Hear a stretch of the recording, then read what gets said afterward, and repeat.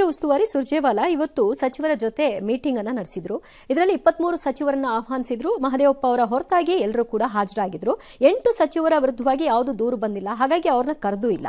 ಇಲಾಖೆಗೆ ಸಂಬಂಧಪಟ್ಟ ಹಾಗೆ ಕೆಲವೊಂದಷ್ಟು ಪ್ರಶ್ನೆ ಕೇಳಿದ್ರು, ನಾವು ಉತ್ತರ ಕೊಟ್ಟಿದ್ದೀವಿ ಅಂತ ಸಚಿವರು ಹೇಳಿದ್ದಾರೆ. ಸಚಿವರ ಸಭೆ ಬಳಿಕ ಸುರ್ಜೇವಾಲಾ ಸಿಎಂ ಡಿಸಿಎಂ ಜೊತೆಗೂ ಕೂಡ ಸಭೆ ನಡೆಸಿದ್ದಾರೆ. ಇತ್ತ ಸಚಿವ ರಾಜಣ್ಣ ಸುರ್ಜೇವಾಲಾ ಹಾಗೂ ಸಿಎಂಗೆ ಮಾಹಿತಿ ಕೊಟ್ಟು ಯುರೋಪ್ ಪ್ರವಾಸವನ್ನ ಕೈಗೊಂಡಿದ್ದಾರೆ. ಮಗದೊಂದು ಕಡೆಯಲ್ಲಿ ರಾಜಣ್ಣ ಪುತ್ರ ರಾಜೇಂದ್ರ ಸುರ್ಜೇವಾಲಾ ವಿರುದ್ಧ ಅಸಮಾಧಾನವನ್ನು ಹೊರಹಾಕಿದ್ದಾರೆ. ಇನ್ನು ಕಲಬುರಗಿಯಲ್ಲಿ ಶಾಸಕ ಬಿಆರ್ ಪಾಟೀಲ್ ಸಚಿವ ಜಮೀರ್ ಹೆಸರು ಹೇಳ್ತಿದ್ದ ಹಾಗೆ ಜಮೀರ್ ಯಾವ ದೊಡ್ಡ ಮನುಷ್ಯ ಅಂತ ಕೇಳಿದ್ದಾರೆ. ಈ ಬೆಳವಣಿಗೆಗಳ ಮಧ್ಯೆಯೇ ಕುರ್ಚಿ ಕದನದ ಬಗ್ಗೆ ಮತ್ತೆ ಸಿಎಂ ಸಿದ್ದರಾಮಯ್ಯ ಸ್ಪಷ್ಟನೆ ಕೊಟ್ಟರು. ಇನ್ನು ಡಿಸಿಎಂ ಡಿಕೆ ಶಿವಕುಮಾರ್ ಪರವಾಗಿ ಸ್ವಾಮೀಜಿಗಳು ಬ್ಯಾಟಿಂಗ್ ಮುಂದುವರೆಸಿದರು. That whatever decision is taken by the High Command, both myself and DK Shivakumar will follow. ಈಗ ಅವರು ವಿದೇಶ ಪ್ರವಾಸಕ್ಕೆ ಹೋಗಿರೋವಂಥದ್ದು, ಅದು ಫ್ಯಾಮಿಲಿ ಜೊತೆ ಹೋಗಿರೋವಂಥದ್ದು. ಇದು ಕಳೆದ ಒಂದೂವರೆ ತಿಂಗಳಿಂದನೇ ಇದು ಹೋಗ್ಬೇಕು ಅಂತೇಳಿ ನನ್ನ ತಂಗಿ, ನಮ್ಮ ತಾಯಿಯವರೆಲ್ಲ ಹೋಗಿದ್ದಾರೆ, ಕಸಿನ್ಸ್ ಎಲ್ಲ ಹೋಗಿದ್ದಾರೆ. ಇವತ್ತು ಸುರ್ಜೇವಾಲಾ ಅವರು ಮಂತ್ರಿಗಳನ್ನ ಇವತ್ತಿಂದ ಕರೆದಿದ್ದಾರೆ. ವಿದೇಶ ಪ್ರವಾಸಕ್ಕೆ ಹೋಗ್ತಾ ಬಂದ ಮೇಲೆ ಮಾತಾಡ್ತಾರೆ. ಅನುದಾನ ಕೇಳಿದೀವಿ ಅಂತ ಹೇಳ್ತಾರೆ. ಈಗ ಅನುದಾನ ಸುರ್ಜೇವಾಲಾ ಅವ್ರು ಕೊಡ್ತಾರ ಅನ್ನೋದೇ ಈಗ ಎಲ್ಲರಿಗೂ ಇದಿರೋವಂಥದ್ದು. ಮುಖ್ಯಮಂತ್ರಿಗಳು ಈಗ ಸಚಿವರ ಜೊತೆ ಸಭೆಗಳು ಮುಗಿದ ಮೇಲೆ ಅದ ನಂತರ ಇದು ಯಾವ ರೀತಿ ತಿರುಗುತ್ತೆ ಅನ್ನೋದನ್ನ ನೋಡ್ಬೇಕು. ಹೇಳಿದನಲ್ಲ ನಾನು ಈಗಲ್ಲೇ ಮೇಲೆ ರಿಪೀಟ್. ಅವ ಯಾವ ದೊಡ್ಡ ಮನುಷ್ಯ, ಮೇಲೆ ರಿಪೀಟ್. ಅವ ಯಾವ ದೊಡ್ಡ ಮನುಷ್ಯ. ಸರ್ಕಾರ ರಚನೆಯಾಗೋ ಸಂದರ್ಭದಲ್ಲಿ ಡಿಕೆ ಶಿವಕುಮಾರ್ ಅವರಾಗ್ಲಿ ಸಿದ್ದರಾಮಯ್ಯನವರಾಗ್ಲಿ ಏನು ಒಡಂಬಡಿಕೆಗಳಾಗಿದ್ದಾವೋ ಅನ್ನೋದ್ರ ಬಗ್ಗೆ ನಮಗೆ ಮಾಹಿತಿ ಇಲ್ಲ. ಈ ಹಂತದಲ್ಲಿ ಆ ಒಡಂಬಡಿಕೆ ಗೊತ್ತಿಲ್ಲದೆ ಇರೋ ಸಂದರ್ಭದಲ್ಲಿ ನಾವೇನು ರೈಟ್. ಈಗ ಶ್ರೀಶೈಲದವರಾಗಲಿ ರಂಭಾಪುರದವರಾಗಲಿ ಯಾರು ಆಗಲಿ ಏನಕ್ಕೆ ಒಳಗೆ ಬರ್ತಾ ಇದ್ದೀರಿ ನೀವು ಇದ್ರೊಳಕ್ಕೆ ಅಂತ ನನಗೆ ಅರ್ಥವಾಗ್ತಿಲ್ಲಪ್ಪ. ಯಾರು ಬಹಿರಂಗವಾಗೂ ಹೇಳೂ ಇಲ್ಲ. ಆಮೇಲೆ ಮಿನಿಸ್ಟ್ರಿಗಳ ಮೇಲೆ ದೂರ ಇಲ್ವಂತೆ, ಅದಕ್ಕೆ ಅವ್ರನ್ನ ಕರೆಸಿಲ್ವಂತೆ. ಕರೆಕ್ಟ್ ಅಲ್ವಾ? ಪೊಲೀಸ್ ಸ್ಟೇಷನಲ್ಲಿ FIR ಆದ್ರೆ ತನಿಖೆ, FIR ಇಲ್ದಿದ್ಮೇಲೆ ತನಿಖೆ ಏನು ಬಂತು? ಮತ್ತು FIR ಬೇಸ್ ಮೇಲೆ ನಮ್ದೆಲ್ಲ ವ್ಯವಹಾರ. FIR ಇಲ್ಲ ಇದಕ್ಕೆ, ಹಾಗಾಗಿ ಅಲ್ಲ. ನನಗೆ ಡೌಟ್ ರೀ, ಈ 8 ಜನ ಸರಿಯಾಗಿ ನಿಮ್ಮದು ಚುಚ್ಕೊಂಡು ಗಿಚ್ಕೊಂಡು ಎಚ್ಚರವಾಗಿದ್ದೀರಾ ನೋಡ್ಕೊಳ್ಳಿ ಕರೆಕ್ಟಾಗಿ. ನಂಗೆ ಡೌಟು ನಿಮ್ಮನ್ನು ಕೈ ಬಿಡೋ ಪಟ್ಟಿಲಿ ಏನಾರು ಇದ್ದೀರಾ ಅಂತ. ಹೆಂಗಿದ್ರು ಬಿಡ್ತೀವಿ, ಇವ್ನ ಕರ್ಸಿಯಾಗಿ ಸುಮ್ಮನೆ ಟೈಮ್ ವೇಸ್ಟ್ ಅಂತ ಏನಾರು ಮಾಡಾರು ನೋಡ್ಕೊಳ್ಳಿ.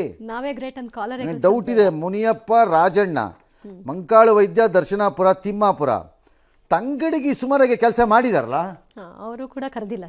ಕನ್ನಡದ ವಿಚಾರದಲ್ಲಿ ಬಂದಾಗಲಂತೂ ಯು ಹ್ಯಾವ್ ಟೇಕನ್ ಸ್ಟ್ಯಾಂಡ್. ಅದಕ್ಕಾರು ತಾರೀಫ್ ಮಾಡ್ಬೇಕು. ತಪ್ಪಿಸ್ಕೊಂಡು ಓಡಾಡಿಲ್ಲ ಪಾರ್ಟಿಯವರು. ಸರ್ಟಿಫಿಕೇಟ್ ಕೊಡ್ಲೇ ಅಲ್ವಾ? ಈಗ ಇನ್ನು ಸುಧಾಕರ್, ಶಿವಾನಂದ್ ಪಾಟೀಲ್, ಯಾಕೋ ಡೌಟ್ ಇದೆಯಪ್ಪ, ನೋಡ್ಕೊಳ್ರಪ್ಪ ನೀವೆಲ್ಲ. ನನಗಂತೂ ಅನುಮಾನ ಇದೆ. ಇನ್ನು ಚೀಫ್ ಮಿನಿಸ್ಟರ್ದು ಬದಲಿದು ಮತ್ತೆ ಸ್ಪಷ್ಟನೆ. ನಾನೇ 6 ವರ್ಷ 5 ವರ್ಷ ಅಂತಾರೆ, ಹೈಕಮಾಂಡ್ ಅಂತಾರೆ, ಅವ್ರು ಹೇಳ್ದಂಗೆ ನಡ್ಕೋತೀವಿ ಅಂತಾರೆ.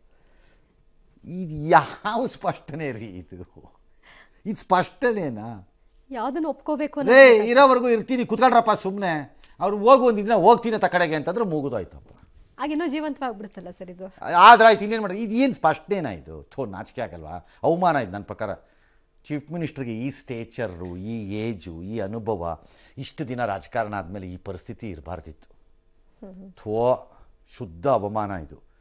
ಯಾವ ಹೀನಾಯ ಸ್ಥಿತಿಲಿದ್ದೀರಿ ಹಂಗಾರೆ ನೀವುಗಳು? ನಾನೇ ಅಂತ ಹೇಳ್ಕೊಳ್ಳೋದು. ಅದು ಎಲ್ಲಿ ಇದು ಈ ಸ್ಪಷ್ಟೀಕರಣ? OBCಗಳ ಆಲ್ ಇಂಡಿಯಾ ಸಭೆ ಅಂತೆ. ಆ ಸಭೆ ಬಳಿಕ OBCಗಳನ್ನ ಬಲಪಡಿಸುವುದು ಹೇಗೆ, ಅವರಿಗೆ ಹೊಸ ಇದನ್ನು ಮಾಡುವುದು ಹೇಗೆ, ಮೀಸಲಾತಿ ಮಾಡುವುದು ಹೇಗೆ, ಅಧಿಕಾರ ಕೊಡುವುದು ಹೇಗೆ ಅಂತೆ, ಇರೋ ಅಧಿಕಾರದ ಕಿತ್ತುಕೊಳ್ಳುವುದು ಹೇಗೆ ಒಬ್ಬ CM ಇಂದ. ಅದೊಂದು ಕಡೆ ಚರ್ಚೆ. ಅಲ್ಲಿ ಈ ಸ್ಪಷ್ಟೀಕರಣ ಇದು ಗಾಯದ ಮೇಲೆ ಉಪ್ಪು ನೀರು ಹಾಕ್ತಂಗೆ ಇದು. ನನ್ನ ಪ್ರಕಾರ ಸಿದ್ದರಾಮಯ್ಯನವರು ಪರಿಸ್ಥಿತಿ ಸರಿ ಇಲ್ಲ ಅಂದರೆ ತಗೊಂಡಾಗೆ ತಗ ಅಂತ ಕೊಟ್ಬಿಟ್ಟು ತಾರಬೇಕು ವಾಕಿಂಗ್ ಮಾಡ್ಕೊಂಡು. ಇದೇನ್ರಿ ಇದು? 3 ಹೊತ್ತು ಇದು ನಾನೇ ಇರ್ತೀನಿ, 5 ವರ್ಷ ನಾನೇ ಹೈಕಮಾಂಡ್. ಎಸ್. ಎಐಸಿಸಿ ಒಬಿಸಿ ಸಲಹಾ ಸಮಿತಿ ಸಭೆ ಮೊದಲ ಬಾರಿಗೆ ಕರ್ನಾಟಕದಲ್ಲಿ ನಡೆದಿದೆ. ಎಐಸಿಸಿ ಒಬಿಸಿ ಸಲಹಾ ಮಂಡಳಿ ಸಭೆಯಲ್ಲಿ ಸಿಎಂ ಸಿದ್ದರಾಮಯ್ಯನವರು ಮಂಡಿಸಿದ ನಿರ್ಣಯದಲ್ಲೇ ಮೀಸಲಾತಿ ಹೆಚ್ಚಳ ಪ್ರಸ್ತಾಪ ಮಾಡಿದ್ರು. ಪ್ರಸ್ತುತ ಇರುವ ಒಟ್ಟಾರೆ ಮೀಸಲಾತಿ 50% ಕ್ಯಾಪ್ ತೆಗಿಬೇಕು, 75% ಒಟ್ಟಾರೆ ಮೀಸಲಾತಿ ಹೆಚ್ಚಳ ಮಾಡುವ ಹೋರಾಟ ನಿರ್ಣಯವನ್ನು ಕೈಗೊಂಡಿದ್ದಾರೆ. ಬಿಡಿಪ, ರಾಹುಲ್ ಗಾಂಧಿಗೆ ಅಲ್ಲೊಂದು ಬಿರುದು ಕೊಟ್ಕೊಂಡ್ರಂತೆ ಇವರೇನೆ ನ್ಯಾಯ ಯೋಧ ಕೊಟ್ಕೋಬಹುದು. ಅವ್ರ ಪ್ರೀತಿಗೆ ಅವ್ರು ಏನು ಬೇಕಾದ್ರೂ ಮಾಡ್ಬೋದು, ತಪ್ಪೇನಿಲ್ಲ, ಮಾಡಲಿ. ಆಮೇಲೆ ಮೀಸಲಾತಿ ಮಿತಿ ಹೆಚ್ಚಳಕ್ಕೆ ನಿರ್ಣಯ ಸಿದ್ದರಾಮಯ್ಯವರು ಕೊಟ್ಟಿರೋದೇ ಕಿತ್ಕತ್ತೀರಿ ಅಂತಿದೆ. ಇನ್ನೇನು ಹೆಚ್ಚಳ ಮಾಡೋದು ನಿಮ್ಮ ತಲೆ? ನೀವು ಚೆನ್ನಾಗಿದೆ ಕಾಂಗ್ರೆಸ್ನವ್ರ ವ್ಯವಹಾರಗಳೆಲ್ಲ. ನಾವು ನಿರ್ಣಯ ಮಾಡಿದ್ವಿ ಅಂತ ನನಗೆ ಆಸೆ ಇದೆಯಪ್ಪ, ಅಪೋಸಿಷನ್ ಲೀಡ್ರು ಬ್ಯಾಕ್ವರ್ಡ್ ಕ್ಲಾಸಲ್ಲಿ ಇರಬೇಕು.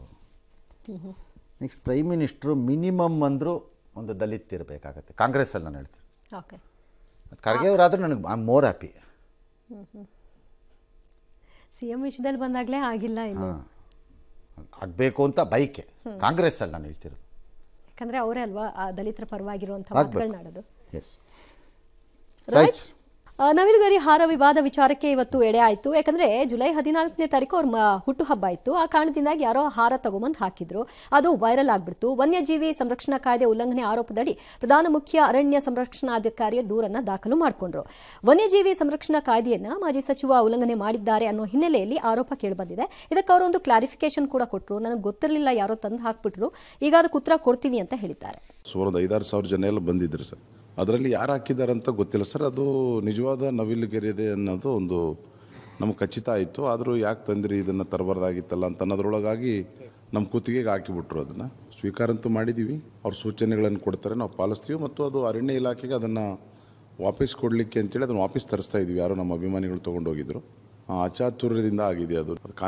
ಶಿವನಗೌಡ ನಾಯಕ್ ಅವರಿರ್ಬೋದು ಅಥವಾ ಯಾವುದೇ ನಾಗರಿಕರಿರ್ಬೋದು, ವನ್ಯಜೀವಿ ಸಂರಕ್ಷಣೆ ಕಾಯ್ದೆ ಉಲ್ಲಂಘನೆ ಮಾಡಿದರೆ ಕಾನೂನು ರೀತಿ ಅವ್ರ ಮೇಲೆ ಕ್ರಮ ಆಗ್ತದೆ. ಕ್ರಮ ಆಗತ್ತೆ ಅಂತ ಎಲ್ಲರಿಗೂ ಗೊತ್ತು. ಕಾನೂನು ಉಲ್ಲಂಘನೆ ಆದರೆ ಇಲ್ಲ ಅಂತ ಯಾರು ಹೇಳಿದ್ದವರು? ಇವರು ಹೇಳ್ತಿದ್ದಾರೆ ಅದು ಇರ್ಬೋದು, ಹಾಗೆ ಆಗಿರ್ಬೋದು, ಅದು ಗೊತ್ತಿಲ್ಲದೆ ಯಾರು ತಂದು ಹಾಕಿರ್ಬೋದು. ಮತ್ತು ಯಾರು ತಪ್ಪು ಮಾಡಿದ್ರು ತಪ್ಪೇ ಅದೇನು ನಮ್ಮ ದೊಡ್ಡ ಡಿಫೆನ್ಸ್ ಏನಿಲ್ಲ ಅದಕ್ಕೆ. ಸರ್, ಈಗ ನಂದೊಂದು ಪ್ರಶ್ನೆ, ಇದನ್ನ ನಾನು ಎತ್ತಬೋದೇನೋ ಗೊತ್ತಿಲ್ಲ. ದರ್ಗಾಗಳಲ್ಲಿ ಬಂಚ್ ಆಗಿ ಇಟ್ಕೊಂಡು ಅದನ್ನು ಸಾರ್ವಜನಿಕ ಪ್ರದರ್ಶನನೇ ಆಗುತ್ತಲ್ಲ? 150% ಎಸ್. ಅವ್ರ ಮೇಲೂ ಕೇಸ್ ಮಾಡಬೇಕು, ವಸೂಲಿ ಮಾಡಿಸ್ಬೇಕು, ಕರ್ಕೊಂಬಂದು. ಮತ್ತೆ ಅದಕ್ಕೆ ಯಾರು ಪ್ರಶ್ನೆ ಮಾಡಲ್ಲ, ಕೇಳಬೇಕು. ಇನ್ನು ಅದಕ್ಕೊಂದು ಹೋರಾಟ ಪ್ರಾರಂಭ ಆಗಬೇಕು, ನವಿಲುಗರಿ ಹೋರಾಟ. ಅದಂತರ ಸೀರೀಸ್ ತರ ಏನೋ ಒಂದು ಪ್ರಶ್ನೆ ಅದು ಅಲ್ಲವೇ ಅಲ್ಲ. ನನ್ನ ಪ್ರಶ್ನೆ ಬೇರೆದು. ಅದು ಆಕ್ಟಲ್ಲಿ ಇದೆ, ಆಕ್ಟನ್ನ ಅಮೆಂಡ್ ಮಾಡಿ. ಯಾಕೆ ಅಂತ ಹೇಳ್ತೀನಿ. ಸೂಪರ್ ಪ್ರೊಟೆಕ್ಷನ್ ಸಿಕ್ಕದಂಗಿದೆ ನವಿಲುಗಳಿಗೆ ನಮ್ಮ ದೇಶದಲ್ಲಿ.